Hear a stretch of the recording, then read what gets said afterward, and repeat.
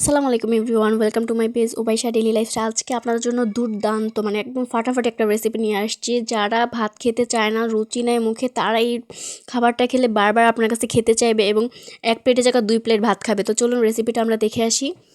তো এটা রান্না করার জন্য ফার্স্টে আমি একটা কড়াইয়ে তেল নিয়ে নিয়েছি আর বেশি পরিমাণে একটু পেঁয়াজ দিয়ে নিয়েছি। বেশি করে শাক তরকারিতে পেঁয়াজ দিলে আমার কাছে খেতে মজা লাগে। আর এখানে বেশি করে চিংড়ি মাছ ইউজ করবেন, এতে দেখবেন অনেক মজা লাগবে খাবারটা। তো চিংড়ি মাছ আমি একটু নেড়ে চেড়ে ভেজে নিব। যখন একটু স্মেল চলে আসবে তখন এই পর্যায়ে আপনি কাঁচামরিচ এবং রসুন আর লবণ দিয়ে আবার একটু এটা ভেজে নেবেন।